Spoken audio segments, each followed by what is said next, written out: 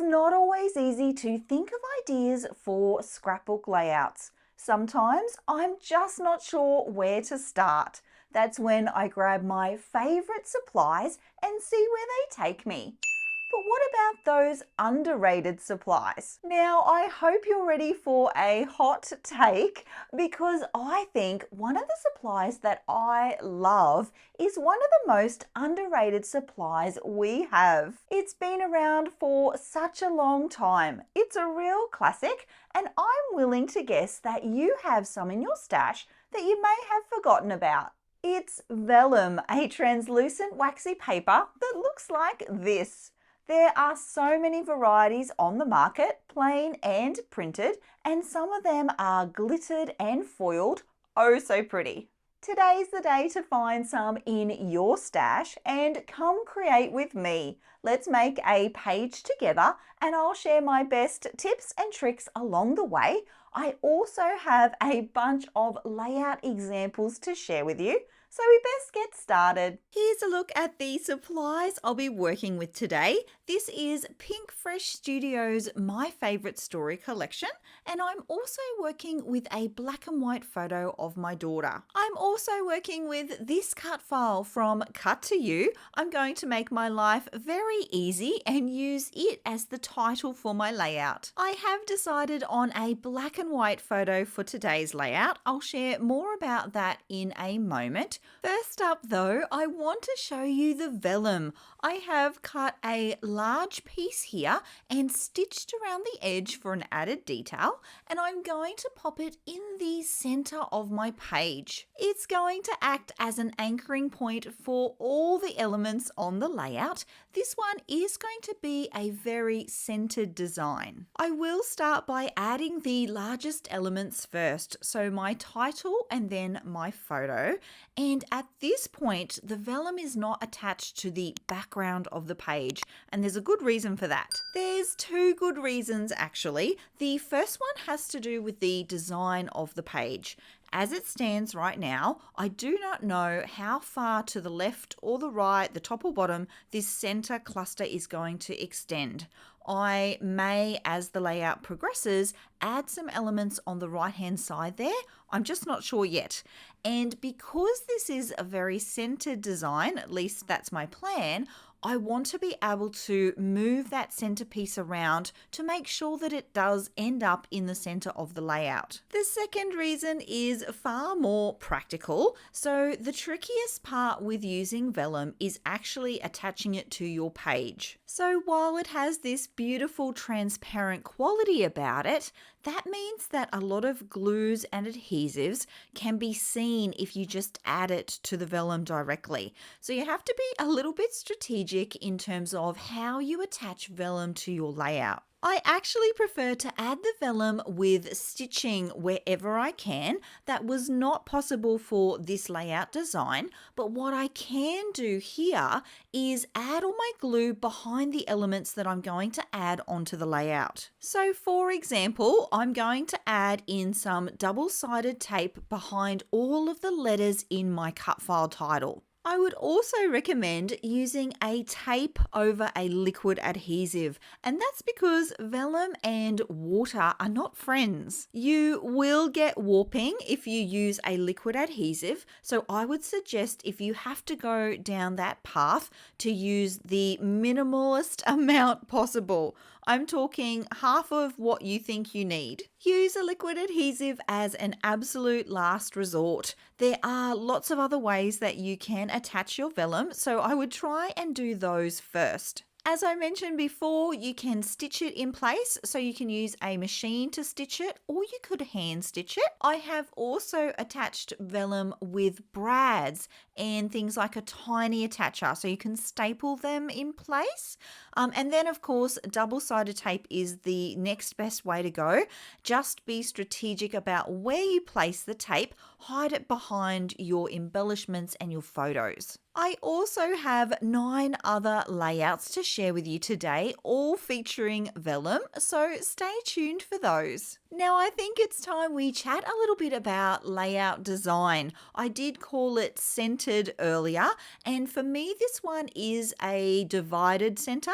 So what I want to do is have the line that goes between the title and the photo to be centered on the page. So it will run along that 6-inch center line. Normally, you would have your title running horizontally across the page, but I am mixing things up today. I felt like this title would work really, really well going vertically. This particular position will not work for every title that you have. I find that the simpler titles work best, and those that have short words in them. I think this also does really well like this because it has that flower icon. I'm going to use that as a bit of a base for an embellishment cluster, and then I'll balance that cluster out with a couple of others on the right-hand side of the page. With a layout design like this one, you don't actually need a lot of embellishments. There's a couple of reasons for that. Firstly, I have a pattern paper background, so the print in the pattern paper fills in a lot of space on the page. Secondly, I have cut my title quite large. You can see that it's almost the same size as a 6x4 photo. Lastly, I do want to keep everything quite contained for this layout design.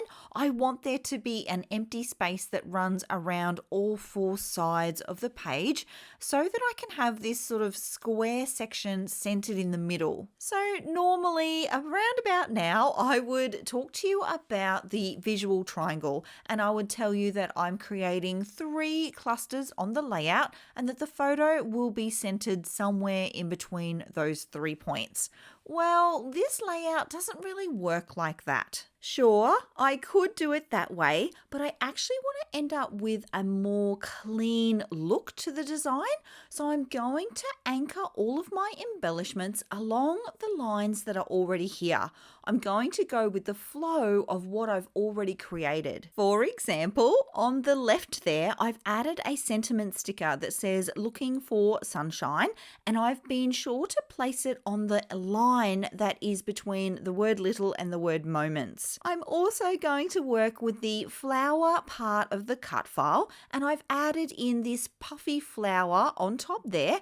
It's not really an embellishment cluster, but it is building on the elements that I've already got happening, and it's adding extra texture and interest to the page. I'm also going to add quite a few elements to the right-hand side of my photo, and I have created a small cluster along the bottom edge there. I've included a chipboard frame. That one says fabulous, and it's just tucked into the layers. There's a die cut piece and a puffy sticker. While I audition the elements on the right there, I need to tell you about this photo.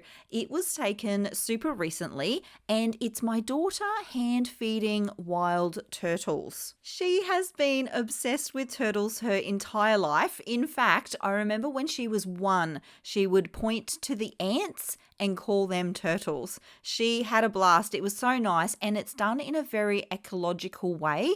They have proper turtle food. There's only so much the turtles get each day. It's a really, really lovely experience. So now that I have all of my embellishments in place, I can go ahead and attach this big piece to the background. Yes, I am being very strategic in terms of where I place my double-sided tape. I want all of those pieces to be hidden behind the elements that I already have here. So behind the flower, behind my photo, and behind all the little letters in my title. It was at this point that I almost called the layout complete. But it was missing something. I know, the perfect finishing touch. Yes, I'm all about them bows. Before we take a look at the layout examples, I do want to share with you close-up images so you can see all the beautiful details, the vellum, the layers in the paper, and of course the puffy stickers, the bow, and the elements that add all the beautiful texture. Next up, I want to share with you some projects I've created using Vellum, just so that you can see the different looks that you can achieve. Some of these pages do use similar techniques, but you'll find that they all look very different. For this first layout, I've created a very simple grid design, starting with my 4x4 inch photos and then building it out from there. The vellum is added here with some stitching, and I've used it to create a softness over the top of this quite red pattern paper. This is the tone of the red in the pattern paper, and see how different it looks just by adding the vellum on top. I really like the softness that it adds to a page, and the stitch detail is really lovely too. The vellum in this next layout is very, very subtle. Can you see it here? It's actually just behind this section here. I just wanted to add an extra little detail and again soften the pattern paper print that I had backing the cut file. I was concerned that the stripes were a little bit busy and I just wanted to soften them, and the vellum does that beautifully. So you can see it right there. Can you see there? It's a really lovely touch, even when used in a very small section of your page. For this next layout, the vellum's going to help me convey a feeling for the page. So I have these cloud cut files in the background here, and I wanted it to feel very light and airy. I did not want to back the clouds with pattern paper because that would add a heaviness to them. So I've decided to go with vellum. I could have just left them open and just added the cut files straight onto the pink background, but I like the subtle difference that the vellum creates. And there is just this, I know I keep saying it, but there's this beautiful softness about the vellum that just, you know, it's a quality that gets added to the page that I really, really love. This layout is one of my favorites, and I really do think it's to do with the softness of the clouds and that added texture that I have happening on this page.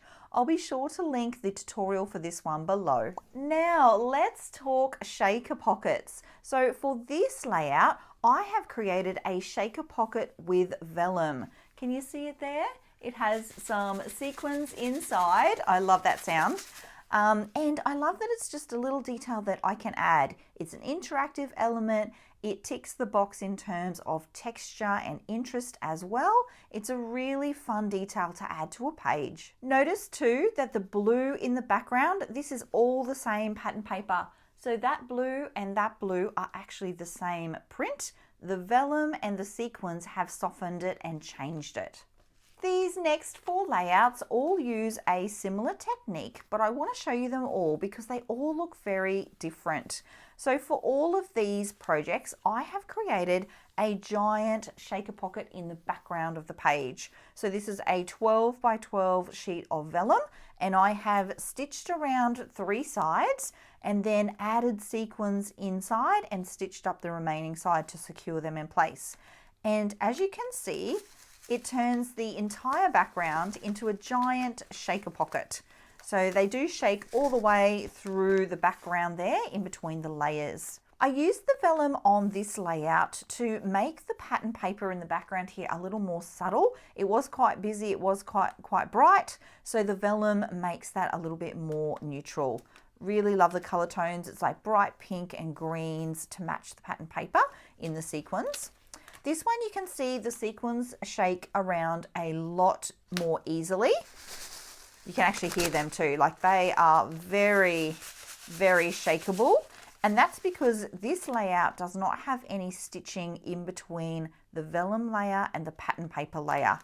Whenever I add stitching in between the layers, it makes the sequins a little bit harder to shake. So that is something to consider. So this is a Christmas theme with blue and baby pink and white sequins.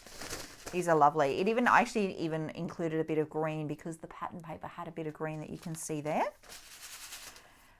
This one, the sequins don't shake very much at all because it has stitching on the title here. It's got stitching around this section here. So all of the sequins have to kind of shake their way around the sides. They can't go through the center here. So this is not so interactive, but I do still love the element that it adds. It's fun that there's like layers of vellum in there and then the sequins in between. And lucky last, this is a tone on tone one. It's sort of in the middle. So see, they do shake around quite a bit, but they won't kind of go past sort of here because they're stitching in the rainbow there. I'll leave links to any tutorials that I have for any of these sample pages. So if you want to see how they came together, you can watch those separately. This last layout is a twist on that background shaker pocket. I've added vellum in between the cut file here and here and here, and then stitched around the edge and added the sequins inside. So it gives a similar look. You still have the sequin and the texture of the vellum, those details, but within a cut file itself. There's one more underrated supply I know you have in your stash, and that's white paper scraps. They are plain and they are boring, but don't throw them away just yet. Watch this video next and I'll show you exactly what you can do with them. I'll see you all again very soon. Until then, bye!